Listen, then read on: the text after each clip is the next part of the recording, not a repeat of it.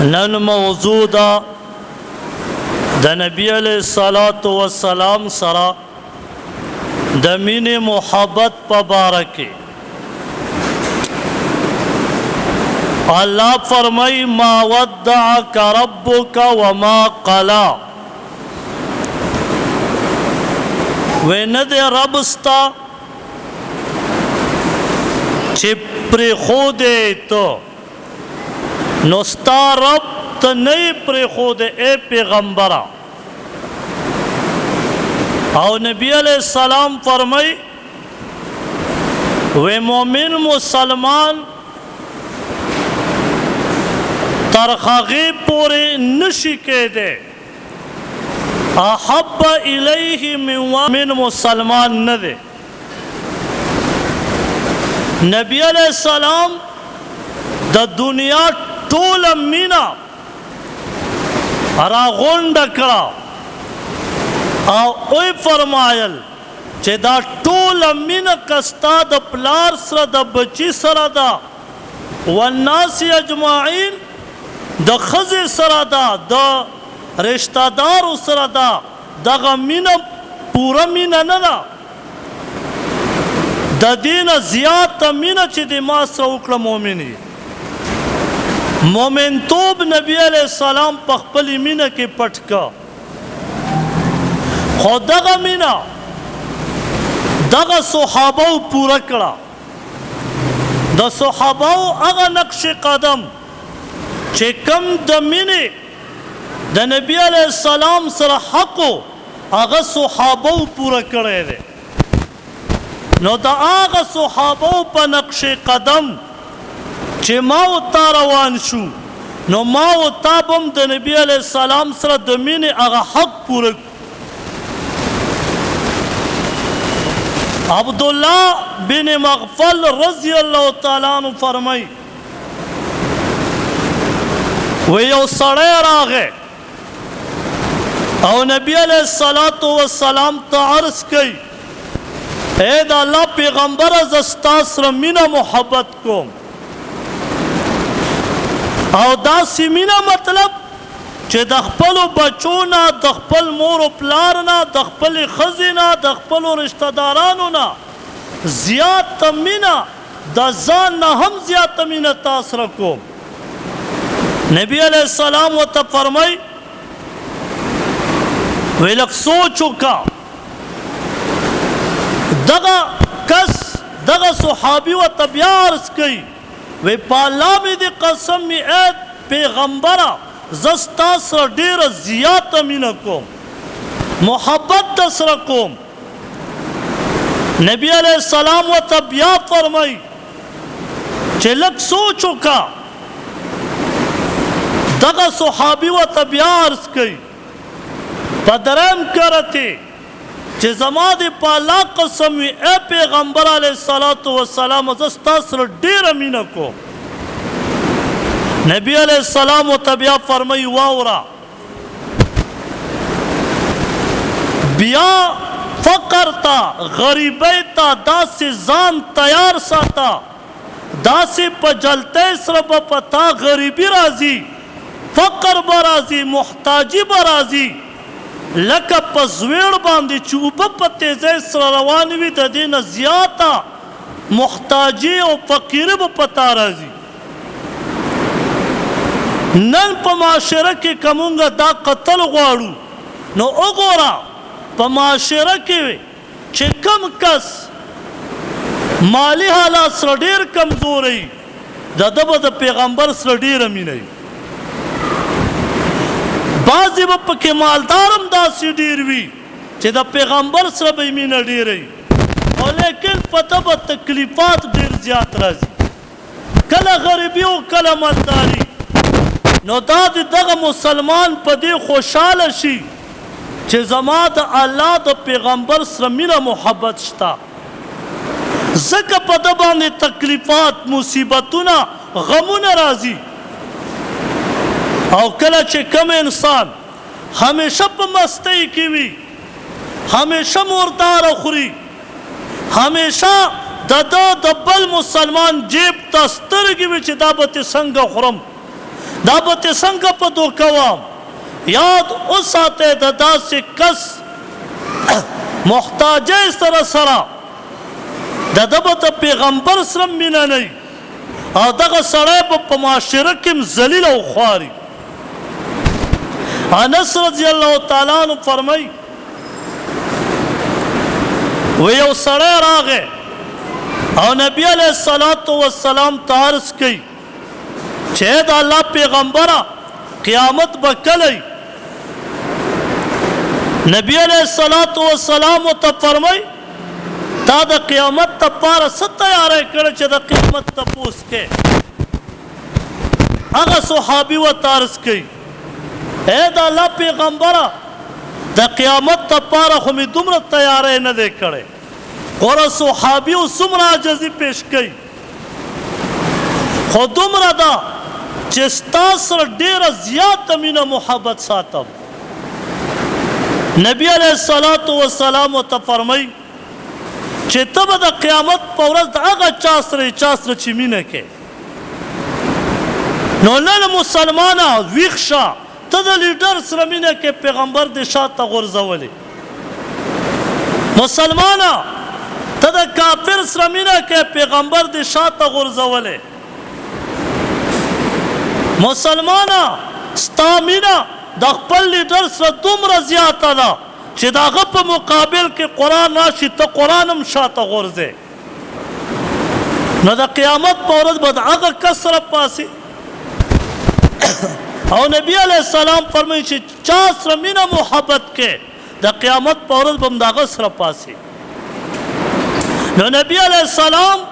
هغه صحابي ته خوشخبري ورکړه چې ته ما سره مینه کې نو د قیامت په ورځ به د هغه چا سره پاسې چې چا سره مینه محبت کې سال رضی اللہ تعالیٰ عنہ فرمائی وی علی رضی اللہ تعالیٰ عنہ دتب ابو تراب باندې ډیره خوشحالي میلاوېده او چې چا به ول آواز وکړو چې ابو تراب ای د خاورو پلاره وی علی رضی اللہ تعالیٰ عنہ په دې ټکي ډېر زیات خوشحالېده علی رضی اللہ تعالیٰ عنہ کور ته نبی علیہ السلام تشریف مبارک یوړ کور کې چې وکته فاطمه رضی اللہ تعالیٰ عنہ ته نبی علیہ السلام فرمای په کور کې خو علی رضی اللہ تعالیٰ عنہ خاوند دی نه ښکاري وی د الله پیغمبره هغه ما ته په څه خبره غوسه شه او د غوسې نه بعد د کور نه بهر ووتو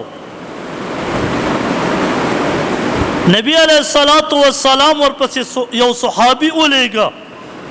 چې شابه تلار شه بهر وګوره چې علي رضی الله تعالی عنہ چرته تللی په دې غرمه کې علي رضی الله تعالی عنہ په مسجد نبوي په جماعت کې پروت دی د خاورو ځمکه ده نبی علیہ الصلوۃ والسلام ته راغله چې د الله پیغمبره علي رضی الله تعالی عنہ ستاسو زوم هغه خو په مسجد نبوي په جماعت کې پروت دی نبی علیہ السلام را روان شو علی رضی اللہ تعالیٰ عنہ په مسجد نبوي کې پروت دی خاورو کې پروت دی دا قالینونه نو علی رضی اللہ تعالیٰ عنہ دا یو طرف دا پاسې په اړخ پروت دی او د دغه اړخ نه دا کپړه دی خوا شوې ده نو علی رضی اللہ تعالیٰ عنہ چې د بل اړخ ته په خوب کې اورېدلی نو دا اړخ یې ښکاري نو دا په خاورو څښاو نو نبی علیہ الصلوۃ والسلام ورته فرمایي قم ابا التراب پاسه ای د خاورو پلاره د خاورو پلاره پاسه مطلب علی رضی اللہ تعالیٰ عنہ راشه دومره به نه خوشحالېدو که چا به ورته ووایي چې ابو التراب اے د خاورو پلاره راشه نو علی رضی اللہ تعالیٰ عنہ په دې لقب ډېر زیات خوشحالېدو ولې نبی علیہ السلام ولا دا لقب ورکړی دا نبی علیہ الصلوۃ والسلام د خبر مبارکو سره د عادات او سکاناتو سره د صحابو دومره مینه وه چې کم لفظ به نبي علیه الصلاة والسلام چاته ذکر که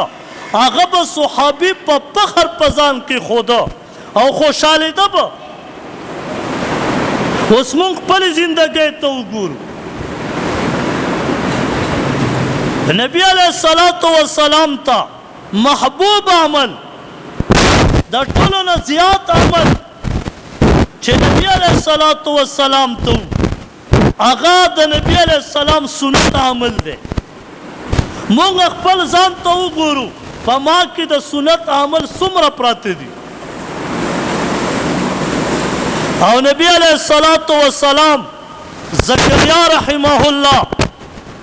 د حج په بیان کتاب کې دا خبره لیکلې ده. فرمای وی کله چې د الله رب العزت دیدار ته د معراج په شپه نبی علیه السلام لاړو او کله چې عرش ته وخته وی نبی علیه السلام خپلې چپړې مبارکې ایستلې. وی الله پاک ورته وفرمایل زه د چپړو راځه ما ته ستا د دې چپړو دا خاوره ما ته د خپل عرش نه زیاته محبوبه ده. چې د نبی علیه السلام د چپړو سره کومه خاوره لګېدلې هغه الله ته محبوبه ده. او مسلمان ما او تا ته د نبی علیه السلام ادا محبوبه نه ښکاري؟ مسلمان نبی علیه السلام فرمایي پنسي اوچتې کا او ستا پنسي د 24 ګنټې اوچتې ته صرف مونځ ته اوچتې کې بهر همداسې ګرځې تا د پیغمبر د سنتو خلاف ونه که ته به څنګه وایې چې ما د پیغمبر سره مینه ده؟ مسلمان ما او تا ته حکم دی چې ګیره مه خروه. ما او تا یې خرو او چې په ګیره باندې بلیډ راکاږې علما فرمایي ګویا داسې دی لکه د نبي علیه السلام په زړه باندې بلیډ راکاږي. مسلمان ما او تا په دې مخ په کېښوده د نبي علیه السلام هغه هر یو ادا چې الله ته د عرش نه زیاته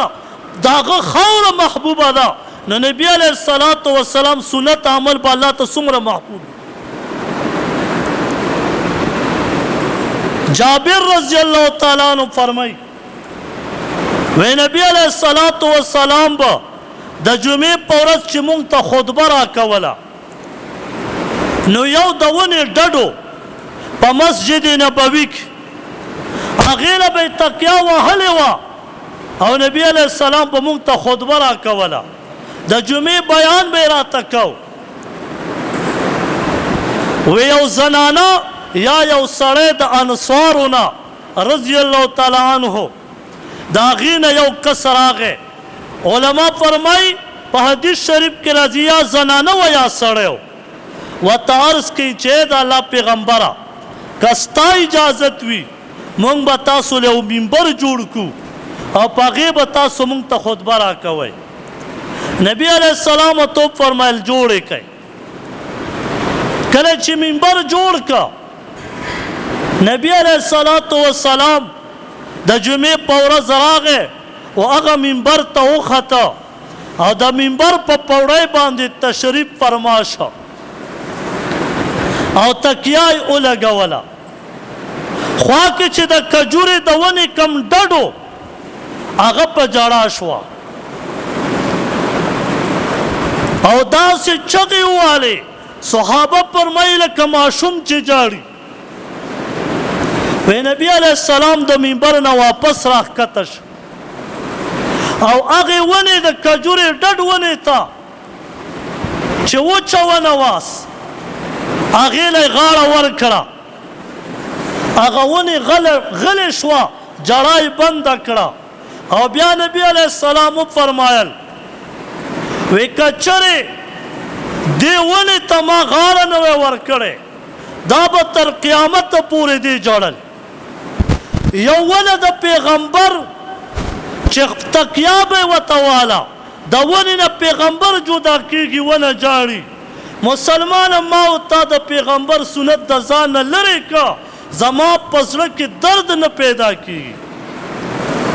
مسلمانه ما استانه هغه ونه، هغه د کجورې ډډ ونه، هغه زما استانه غوره ده، هغه زما استانه بهتره ده. د هغې نه د پیغمبر وجود مبارک دی خوا کېږي جاړي. ما او تا د خپل کور نه د پیغمبر سنت عمل جنازې وویستې. ما او تا په کور کې نه زنانه جاړي، نه نارینه جاړي، او نه په زړه کې درد راځي. نو مسلمانه ما او تا به څنګه دعوه وکړو؟ دغه کافر، دغه فرانس، دغه ظالم ملکونه چې نن زما او ستا د پیغمبر په شان کې ګستاخیانې کوي، هغې ته پته ده چې مسلمان پرېوتی دی. هغې له پته ده چې مسلمان صرف په نوم مسلمان پاتې دی. صرف او صرف د نبي علیه الصلاة والسلام په وړاندې یو کافر هغه نبي علیه الصلاة والسلام ته بد الفاظ استعمال کا. صحابي ته پته ولګېده، توره یې راواخیسته او کور ته خپل پلار پسې ورغی. دې ته مینه محبت وایي.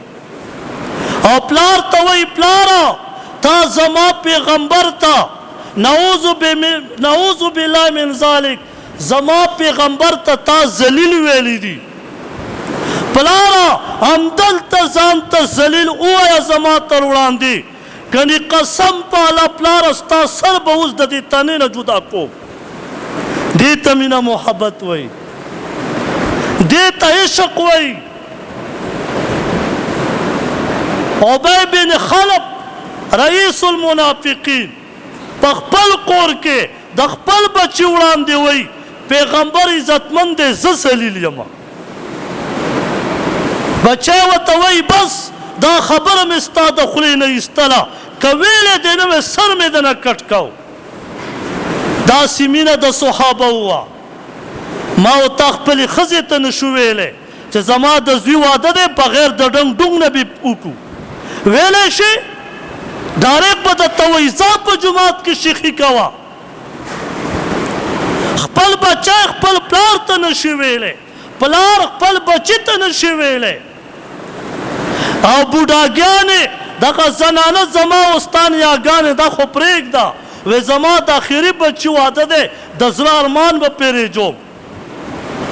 مسلمان دومره را پرېوته چې ته د پیغمبر سنت خلاف کارونه کې او ته پې د زړه ارمانونه راځې، او ته بیا دعوه دا کې او زه دعوه دا کوم چې وی نبي علیه الصلاة والسلام د ام سلیم رضی الله تعالی عنها په کور کې په بستره باندې ودو. وی د نبي علیه الصلاة والسلام د وجود مبارک نه هغه خولې لاړې و هغه په بستره د کجورو د پاڼو نه جوړ شوې بستره وه. دا نه چې ما ورته په پوم باندې سملو، ما ورته خو چې پوم اخلو هلکه داسې پوم راکړه واده دپاره چې سړی پکې سملي چې 10 منټه پکې خوځي، هغه پوم راکړه. نه، نبي علیه الصلاة والسلام هغه د کجورو د پاڼو نه جوړ شوی بستره په هغې باندې سملاست او د نبي علیه السلام نه خولې مبارکې تللې وې. هغه خولې مبارکې هغه په هغې باندې پرتې وې. ام سلیم رضی الله تعالی عنها د نبي علیه السلام سره د صحابه او صحابیاتو دومره مینه وه، د نبي علیه السلام خولې مبارکې راغونډې کړې او په شیشه کې بندې کړې. نبي علیه السلام ورته فرمایي ام سلیم رضی الله تعالی عنه په دې څه کې؟ وی د الله پیغمبره دا ما راغونډې کړې، دا زه په خپلو عطرو کې بیا اچومه. عباس رضی الله تعالی عنه به د عطرو کار کو.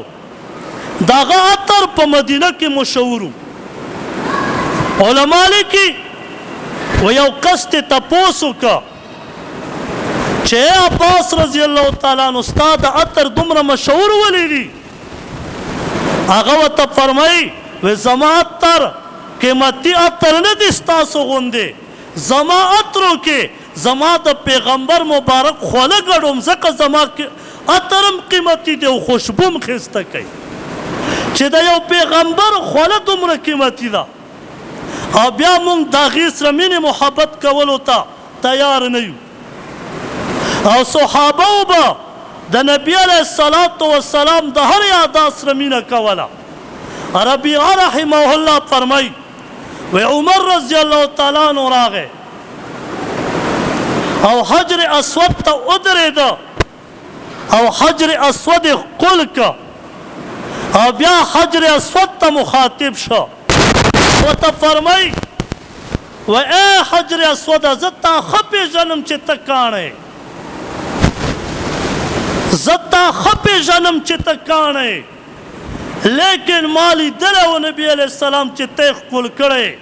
که چرې نبي علیه السلام ته نه وی ښکل کړی قسم په الله که ته ما ښکل کړی وی. صحابه به د نبي علیه الصلاة والسلام په تابعدارۍ کې مغه تابعداري کوه کومه به چې نبي علیه السلام کړې وه. ما ورته څه وایو زه به فیصله کومه په قرآن و حدیث نه کوم په جرګمار به کوم په بدماش دا ما ورته نه دي اورېدلي پښتنو کې تم د ایمان دعوه کې. صحابه